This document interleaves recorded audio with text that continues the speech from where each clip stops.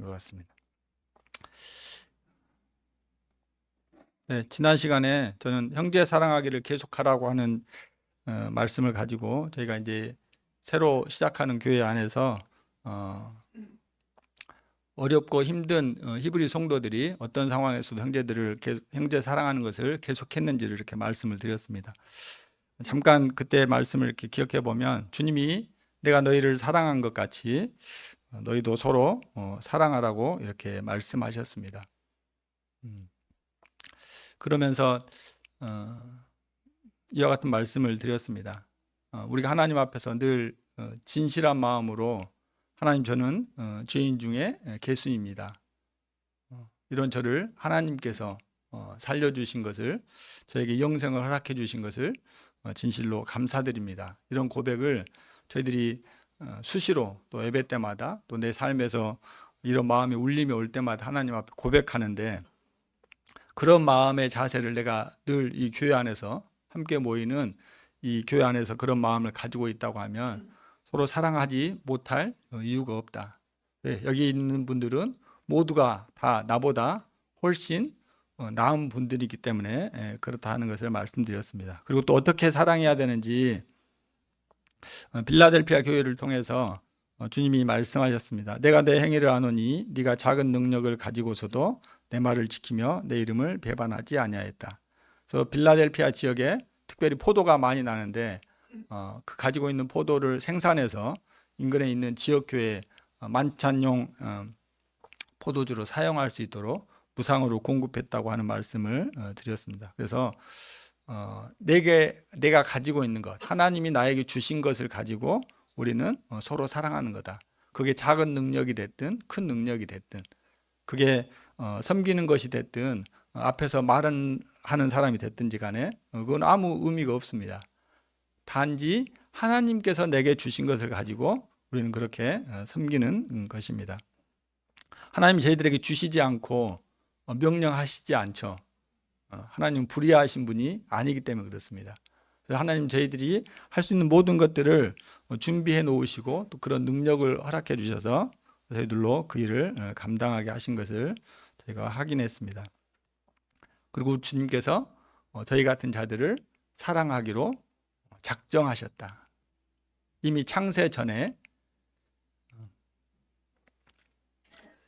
이 인생들을 구원해서 내가 창세 전에 예비한 교회를 이루겠다고 마음을 먹으시고 세 분의 하나님께서 그 일을 계획하셔서 이루셨던 것을 생각하게 되었습니다. 오늘은 사랑하지 않으면 죽는 것입니다.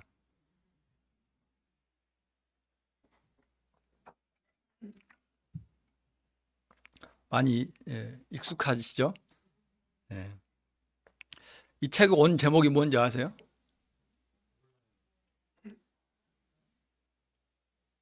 죽은 자면 뭐라 했는데 아니에요? 네? 네, 러브와 die. 뭔 뜻이에요, 근데? 아, 그런 건가요? 저는 사랑하거나 죽거나 이렇게 해석을 했는데, 네.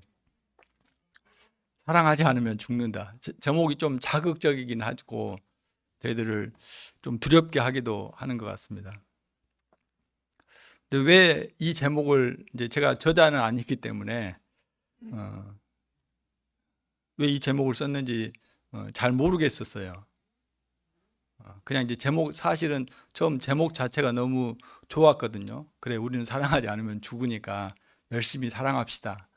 서로 사랑해야 됩니다. 하는 마음에 그 도전이 있어서 사실은 이 책을 이렇게 공부하게 됐는데, 하나님 말씀을 보니까 요한일서 이와 같이 말씀이 기록이 되어 있습니다.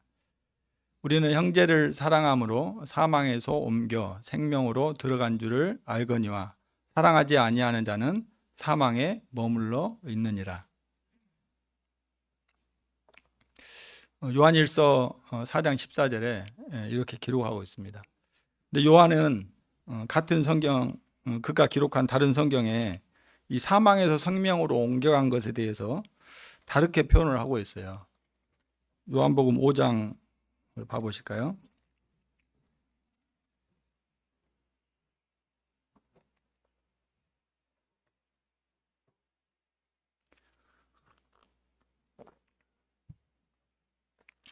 요한복음 5장 24절입니다. 같은 기록자거든요. 그는 요한복음에서는 어떻게 기록하고 있는지, 사망에서 생명으로 옮겨간 거, 이것을 어떻게 기록하고 있는지 저희가 확인해 보겠습니다. 5장 24절입니다. 내가 진실로 진실로 너희에게 이르노니 내 말을 듣고 또 나 보내신 이를 믿는 자는 영생을 얻었고 심판에 이르지 아니하나니, 거기에 뭐라고 되어 있습니까? 사망에서 생명으로 옮겼느니라. 네, 요한복음 5장에서는 내 말을 듣고 또 나 보내신 이를 믿는 자가 영생을 얻었다. 그리고 그가 심판에 이르지 아니한다. 뿐만 아니라 이미 사망에서 생명으로 옮겨졌다. 이렇게 이야기를 하고 있습니다. 그래서 저희들은 이 말씀을 통해서 내가 거듭나는 일에, 내가 영생을 얻는 일에, 내가 천국의 소망을 갖는 일에 내가 할 것이 없다. 행위로 뭘 더할 일이 아니다. 오직 믿음으로 되어지는 것이다. 하나님의 은혜로 되어지는 것이다. 이 말씀을 통해서 저희는 구원의 확신을 가지고 하나님 앞에 감사하고 하나님을 찬양하고 있습니다. 그런데 본문의 말씀에서 저희가 본 것처럼 우리는 형제를 사랑함으로 사망에서 옮겨 생명으로 들어간 줄 안다. 이렇게 기록하고 있어요. 그럼 말이 좀 안 맞지 않습니까? 요한복음에서는 분명히 내 말을 믿고 나 보내신 이를 믿는 자가 사망에서 생명으로 옮겨졌다고 했는데, 여기는 형제를 사랑함으로, 이건 결이 너무 다르지 않아요? 형제를 사랑함으로 사망에서 생명으로 들어간 줄을 내가 안다. 그리고 사랑하지 않는 자는 사망에 머물러 있는 것이다. 그래서 자칫 잘못하면 잘못 이것을 받아들이게 되면 내가 마치 형제를 사랑하지 않으면 내가 구원받지 못한 걸로, 내가 아직 이 사망의 권세 아래 있는 걸로 착각하기가 좀 쉽습니다. 근데 아시다시피 요한 서신서는 그리스도 안에서의 사귐, 우리 주님과의 사귐, 또 성도들과의 사귐에 관해서 이야기하고 있습니다. 그래서 그것을 강조하기 위해서 형제 사랑에 관한 것을 말씀하고 있습니다. 그래서 구원받은 사람, 영생을 얻은 사람은 그 열매적인 것의 한 측면이 형제를 사랑하는 것으로 나타난다는 것을 말씀하고 있는 것 같습니다. 그러면 사망에 머물러 있다고 하는 것, 그래서 그와 같은 결에서 이렇게 해석을 해보면 형제를 사랑하지 않는 것은 우리가 영생을 얻었지만 죽은 것과 마찬가지인 삶을 살고 있다는 거죠. 그래서 사랑하지 않으면 우리는 죽는 것과 마찬가지입니다.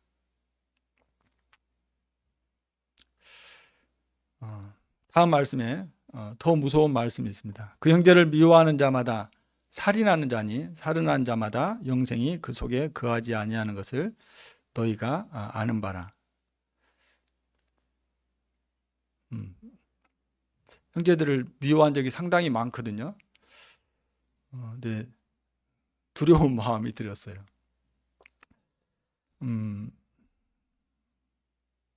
형제를 미워하는 자마다 살인하는 자니 살인하는 자마다 영생이 그 속에 거하지 아니하는 것을 너희가 아는 바라. 그래서 이것은 더욱더 이 요한 사도는 우리가 형제 사랑을 어떠한 마음의 각오를 가지고 해야 되는지, 정말 사랑하지 않으면 내가 죽는다, 정말 누군가를 죽도록 사랑하기로 작정하고 내가 무엇인가를 죽도록 사랑한다고 해야 될 것 같으면 이제 마음속에 형제를 하나님의 말씀 앞에서 겸비한 마음으로 사랑하는 것이 마땅하다 생각이 되어집니다. 형제를 사랑하는 것, 이게 잘하는 것인가요? 못하는 것인가요? 네? 잘하는 건가요? 못하는 건 아니죠. 네. 하나님 형제를 사랑하는 것, 내가 형제를 위해서 목숨을 버리는 것이 잘하는 것이라고 말씀하고 있을까요?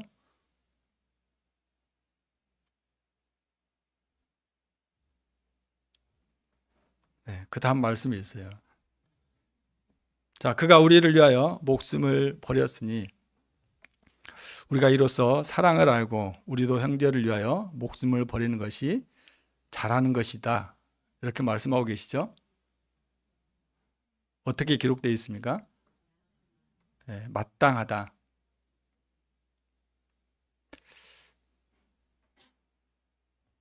형제를 위해서 목숨을 버리는 것이 마땅하대요. 이건 당연히 해야 될 일이라는 거죠.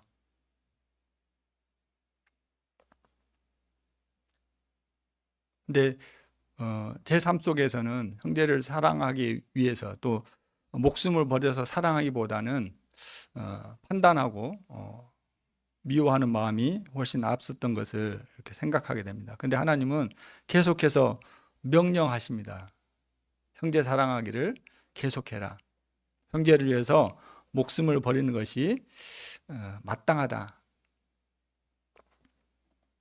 또 자녀들아, 우리가 말과 혀로만 사랑하지 말고 행함과 진실함으로 하자.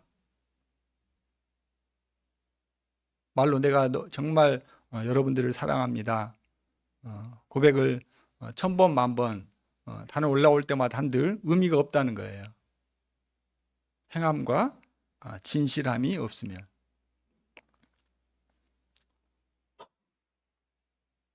하나님은 계속해서 저희들에게 형제 사랑을 계속할 것을 권하고 명령하고 계십니다.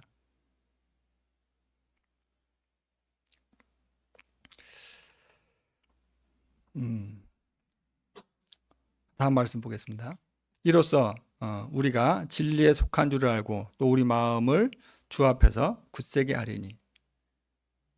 그래서 저희가 형제 사랑을 나타내게 될 때 내가 하나님의 말씀 안에 거하고 있다고 하는 것을 우리가 알 수 있고 또 주님 앞에서 마음의 담대함을 갖게 됩니다. 근데 우리에게 항상 이런 일들이 일어나는 건 아니잖아요. 항상 사랑할 수 있는 건 아니잖아요. 잘 안 되는 것도 사실이잖아요. 그래서 계속해서 말씀을 이렇게 묵상하고 준비하다가 또 제 마음에 이미 초점이 그렇게 맞춰져 있었어요. 근데 우리는 형제 사랑하는 것에 힘써야 됩니다. 사랑하지 않으면 죽습니다. 우리 이렇게 모이는 거 아무 의미가 없습니다. 그러니 힘내서 우리가 형제를 사랑합시다. 근데 제 마음에 이미 그렇게 말씀을 해야 되겠다고 결정이 돼 있었어요. 초점이 맞춰져 있었어요. 근데 너무 이게 말씀이 무겁게 다가오는 거예요.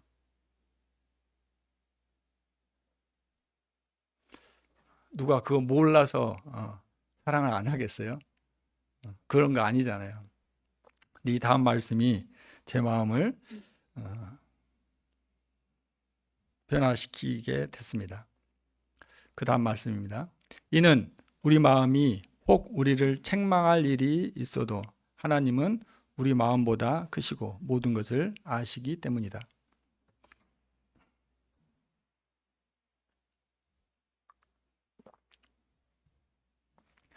여기에서 책망은 스스로 나를 정죄하는 것이기도 하고 또 다른 사람이 나를 판단하는 것을 의미하기도 합니다. 그래서 내 마음이 내 스스로가 하나님 앞에서 하나님이 하신 말씀 앞에 온전히 순종하지 못해서 그래 나는 안 되는 사람이야. 나는 왜 이 모양으로 살까? 내가 그리스도인인데 내가 영원한 생명을 얻었는데 왜 나는 형제를 위해서 목숨을 버리는 것이 이리도 안 되는 걸까? 아니, 목숨을 버리는 건 놔두고라도 미워하지 않아야 되는데, 판단하지 않아야 되는데 왜 내 마음속에서는 계속해서 이와 같은 마음들이 일어나는 걸까? 그래, 나는 정말 못된 인간인가 봐. 나는 도저히 구제불능인가 봐. 나는 여기서 도저히 헤어나올 수 없는 그런 사람인가 봐. 또는 타인이 나를 향해서 책망하는 겁니다. 형제가 그러고도 하나님 사랑을 이야기를 해? 형제가 그러고도 그 말에서 하나님에 관해서 교제할 수 있어? 나에게 이렇게 이야기하고 나에게 이런 행동을 취하고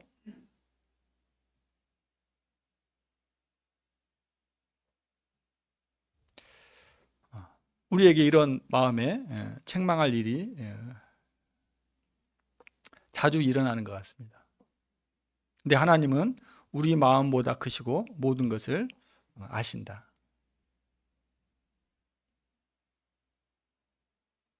네, 하나님 앞에서 저희가 숨기고 감출 것이 없잖아요. 그리고 우리 주님은 저희들을 정죄하거나 판단하시는 분이 아니시잖아요. 근데 계속해서 형제를 사랑하라고 하는데, 형제를 위해서 목숨을 버리라고 하는데, 이 말씀이 나에게 무겁게 다가오는 것은 내가 거기에 순종하지 않는 것으로 인해서 내 마음에 정죄가 되고 혹은 다른 이들에게 판단을 받게 되는 것은 하나님이 이 말씀을 기록한 목적이 아니라고 생각이 되어집니다. 근데 너에게 이렇게 책망할 일이 있어도 하나님은 우리 마음보다 크시다. 그리고 우리의 이 모든 것들을 다 아시는 분이다.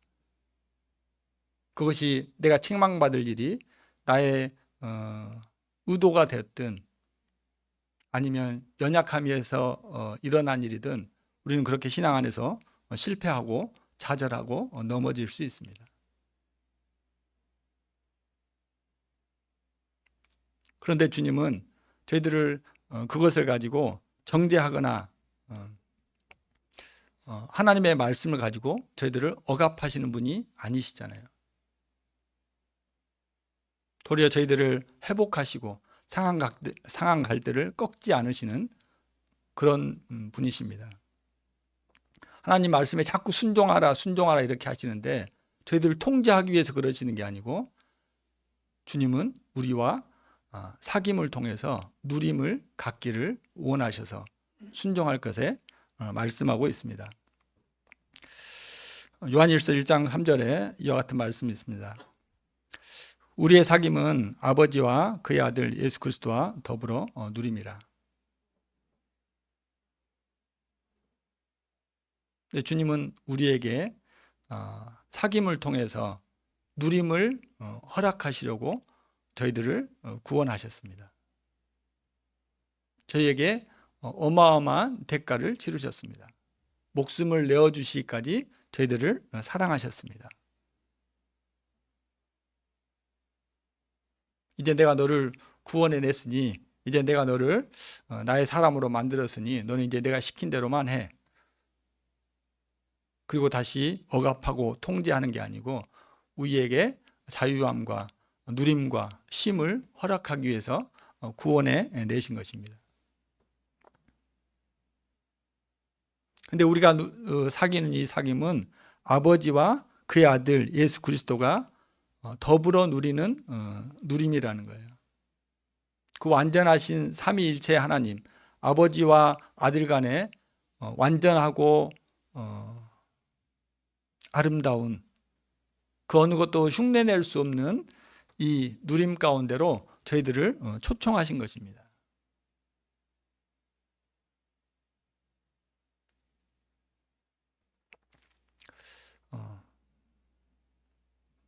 깨끗한 이 컵에 깨끗한 물에 지저분한 오물이 들어가면 그 물이 깨끗해지는 게 아니잖아요.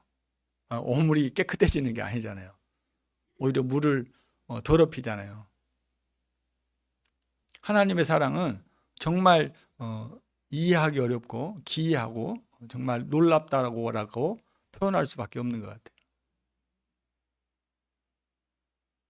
그 완전한 사귐을 통해서 그 완전한 누림을 누리고 계시는 이 하나님께서 저희들을 그 가운데로 초청하기 위해서 이 죄 많은 인생을 초청하셨습니다. 부르셨어요. 그리고 너도 나와 함께 이 아름다운 사귐 가운데로 들어와라. 이것을 경험해라. 이것을 맛보아라고 저희들을 초청하고 계신 것입니다. 하나님의 그 초청에 여러분들이 응했기 때문에 지금 이 자리에 앉아 계신 거 아닙니까?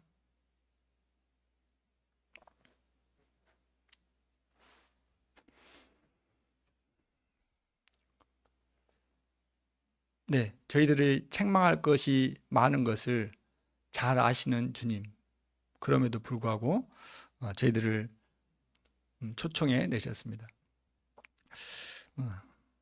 요한복음 21장을 보겠습니다.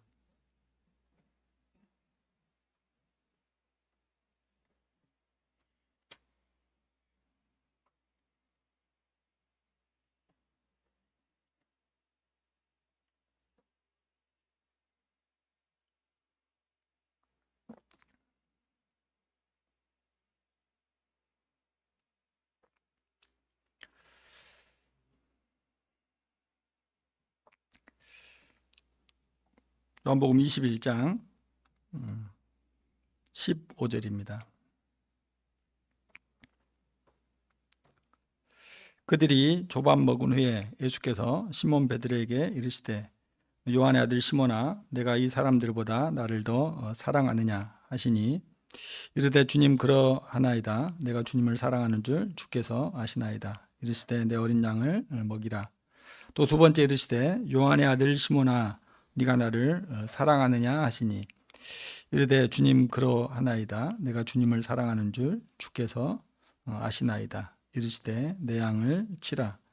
세 번째 이르시되 요한의 아들 시몬아 네가 나를 사랑하느냐 하시니 주께서 세 번째 내가 나를 사랑하느냐 하심으로 베드로가 근심하여 이르되 주님 모든 것을 아시오매 내가 주님을 사랑하는 줄 주님께서 아시나이다. 예수께서 이르시되 내 양을 먹이라.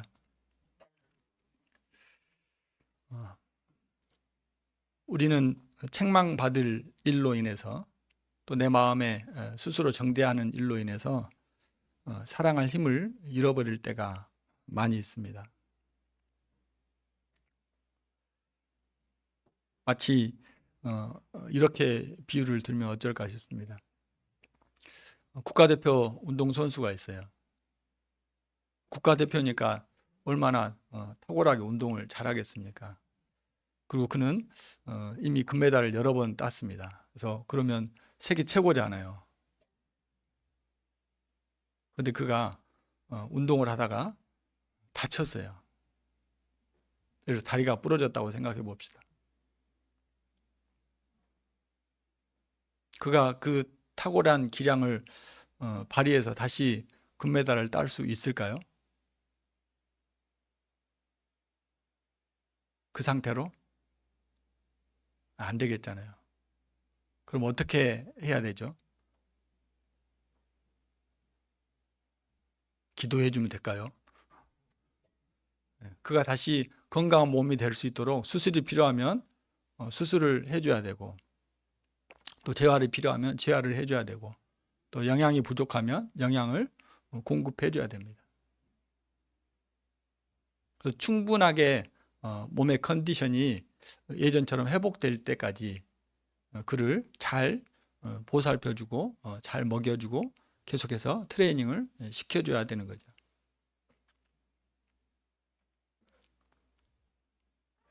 그렇게 했을 때 그가 완전하게 회복이 됐습니다. 그리고 다시 이제 올림픽이 열리고 국가대표로 나아갈 수 있게 됐어요. 모든 대한민국의 군인들은 그를 국민들이죠. 군인들이 아니고 그를 응원할 것입니다. 어떻게 해요?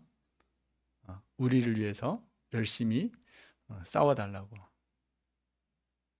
당신이 가지고 있는 그 실력, 그 기량을 최대한 발휘해달라고. 그것을 통해서 그는 다시 온 국민에게 큰 기쁨을 안겨다 줄 것입니다. 그리스도인들도 마찬가지인 것 같습니다. 하나님의 말씀을 저희가 모르는 게 아니잖아요. 형제를 사랑해야 되는 거 모르는 게 아닙니다. 주님은 계속해서 저희들을 푸시하는데 내 마음이 스스로 책망이 됩니다. 또 다른 사람의 시선이 따갑기도 합니다. 사랑할 엄두가 안 납니다. 힘이 부족할 수 있습니다. 요한복음 15장에 저를 감동시켰던 것은 21장 15절 첫 구절입니다. 그들이 조반을 먹은 후에. 이미 제자들은 몸이 지칠 대로 지쳐있는 상태였습니다. 물고기를 잡으려고 밤을 샜는데 한 마리를 못 잡았잖아요. 그것처럼 힘든 일이 어디가 있어요. 주님이 말씀하셔가지고 겨우 153마리 건졌어요. 근데 주님이 그들을 이미 불을 피워놓고 물고기를 가지고 오라고 말씀하십니다. 또 주님은 거기에다가 당신이 더 준비하셨어요. 떡을 가지고 계셨습니다. 그리고 그들을 힘이 나도록 아침 식사를 권합니다. 마치 꼭 그런 것 같아요. 자식이 잘못을 하고 집을 나갔다가 한 3일 만에 돌아왔어요. 부모가 앉혀놓고 네가 뭘 잘못했는지 이야기해봐. 이렇게 하지 않고 아무것도 묻지도 따지지도 않고 어서 밥 먹어라.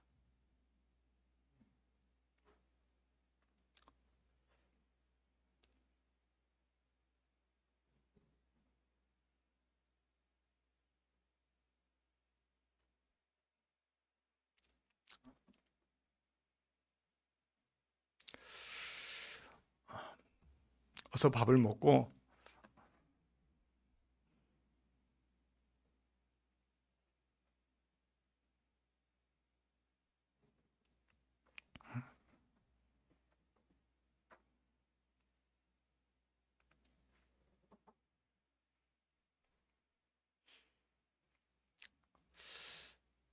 기운내.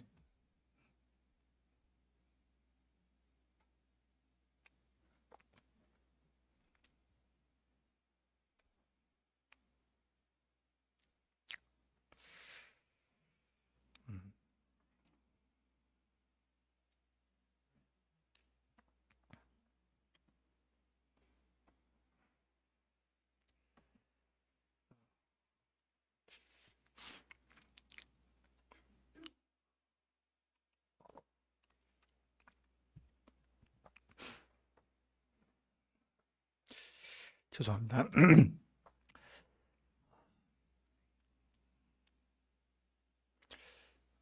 우리가 주님 앞에서 책망받을 일이 많을 때 주님 그걸 지적하시지 않습니다. 정죄하시지 않으셨어요. 저희들에게 다시 힘을 북돋아 주십니다. 그리고 물으셨어요. 이제 밥 먹고 기운 차렸으니까 자, 차렷 열중샷. 이제 너가 뭘 잘못했는지 이야기해봐. 내가 다 용서했어. 이야기해봐.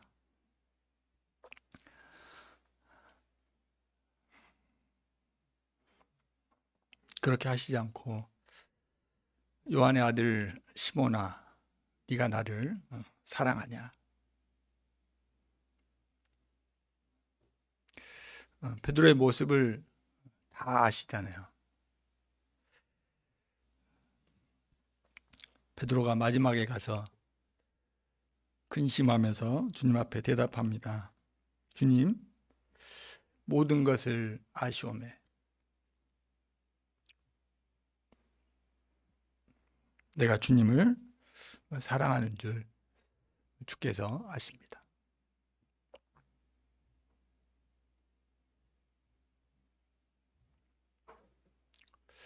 네, 내가 아직 사랑할 힘이 없고 그럴 상태가 안 된다 할지라도 그분들의 마음 가운데도 주님을 사랑하는 마음이 있습니다.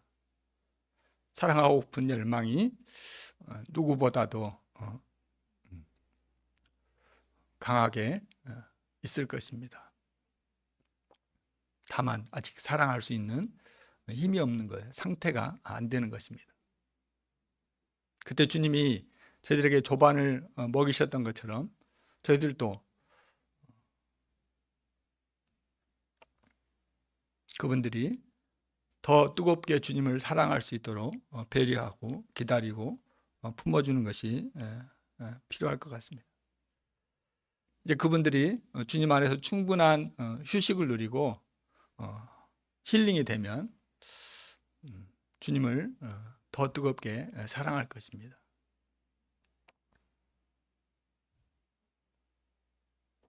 이제 주님은 그래, 이제 너가 나를 사랑하니까 충분히 쉬어 이렇게 말씀하시지 않고 그래, 그럼 네가 내 양을 먹여라 일을 시키셔요. 내 양을 돌보고 내 어린 양을 먹이고 내 양을 돌보고 내 양을 치라고 말씀하십니다. 결국 일 시키려고 그랬네. 결국 일 시켜 먹으려고. 여러분들이 믿는 주님이 그런 분이십니까?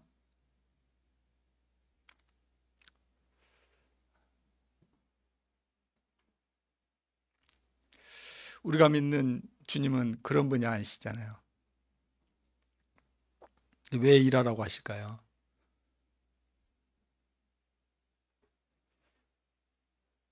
저희들과 함께 하나님 나라를 이루고 싶으신 것 같아요.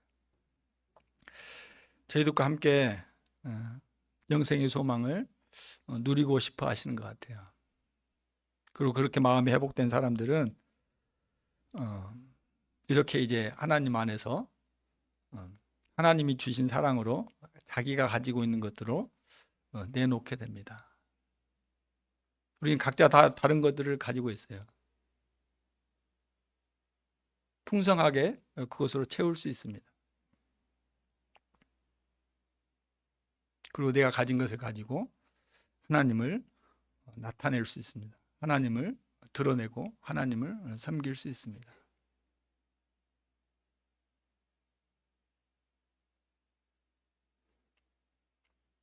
이 다양한 재료들을 통해서 하나님은 일하실 것입니다.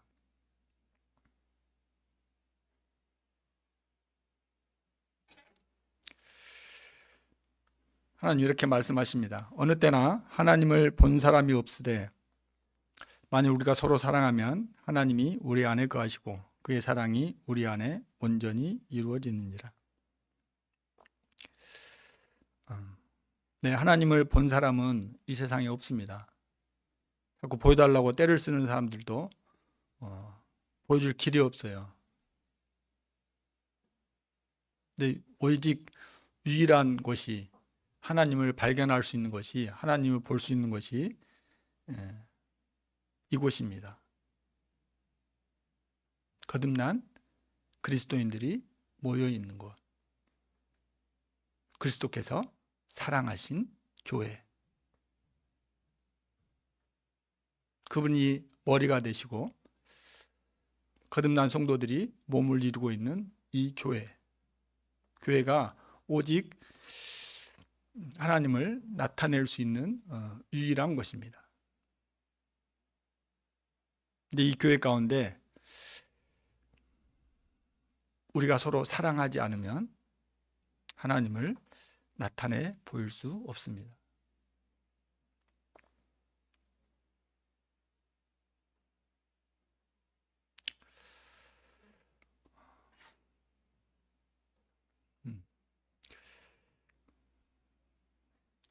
감히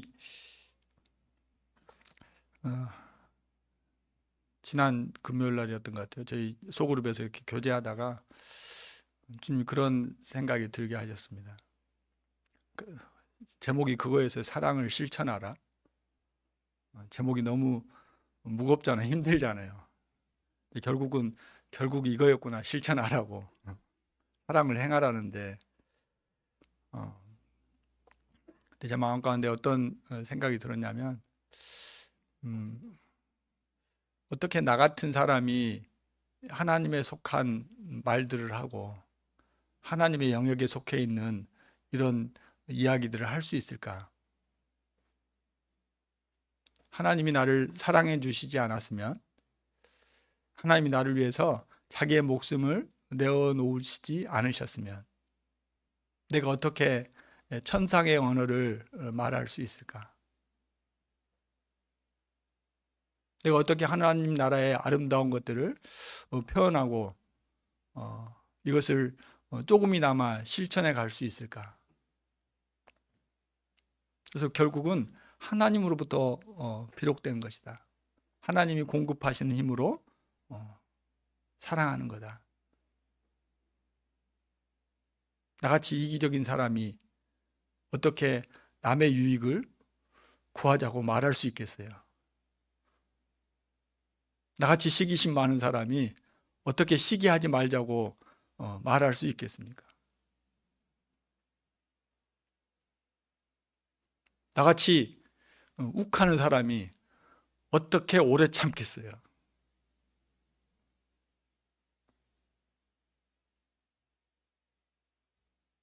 사랑이신 하나님이 내 안에 들어오시니까 오래 참는 법을 배우게 되고 오래 참게 됩니다.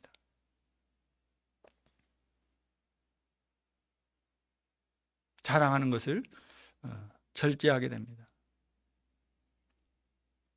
교만히 행할 일들이 많은데 겸손을 쫓아 행하려고 노력합니다.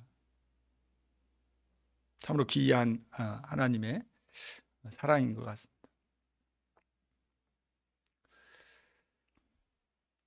형제 사랑하기를 계속하기를 위해서 기도하고 계십니까? 기도하고 계세요? 기도의 응답이 주어졌습니까?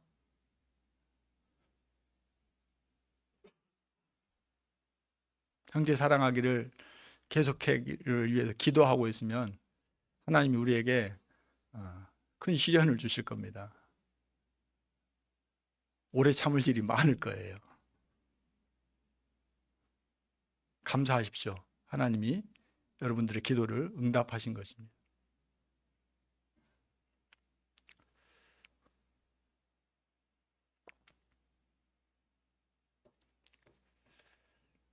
네.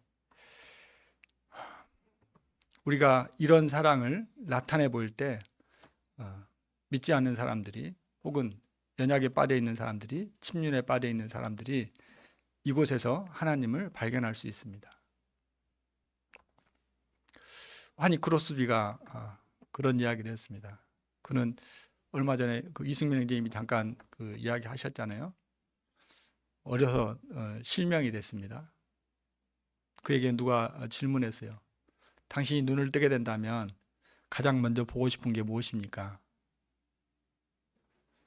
여러분들 뭐라고 이야기하실 것 같아요?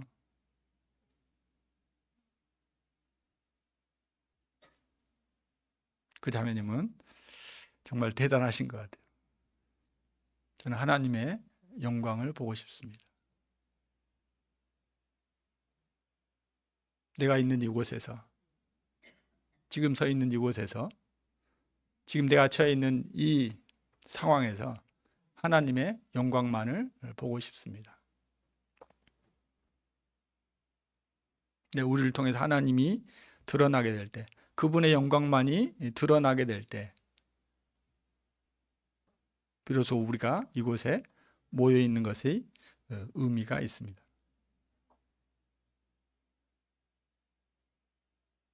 하나님이 우리가 서로 사랑하면 하나님이 우리 안에 거한다고 말씀하고 있습니다. 그리고 그 사랑이 우리 안에서 온전하게 이루어질 거라고 말씀하고 있습니다. 상무대륙교회가 이 하나님의 사랑을 저희들 안에서 실천함으로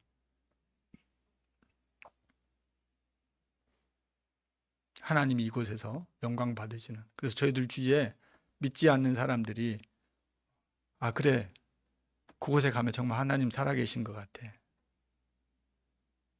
이런 말이 절로 나올 수 있게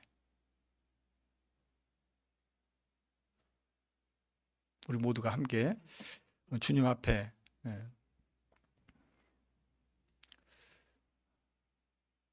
서로를 위해서 기다려주고 또 배려하고 또 내가 아직 힘이 있는 분들은 다른 분들이 하지 못한 것에 조금 더 열심히 하고 그렇게 해서 함께 지어져 가는 교회가 됐으면 좋겠습니다. 네, 기도하시고 마치겠습니다.